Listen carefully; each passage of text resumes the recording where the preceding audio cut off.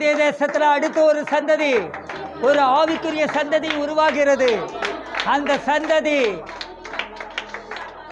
சந்ததி கர்த்தருக்காக எழும்புகிற சந்ததியாய் எழும்புகிறது. அடுத்து ஒரு வாலிப சந்ததி எழும்புகிறது. அந்த சந்ததி கர்த்தரால் போதிக்கப்பட்டிருக்கிறது. அந்த சந்ததி பராக்கிரமம் செய்கிற சந்ததியாய் எழும்புகிறது. தைரியமுள்ள சந்ததியாய் எழும்புகிறது. கர்த்தருடைய ராஜ்யத்தை கட்டுகிற சந்ததியாய் எழும்புகிறது.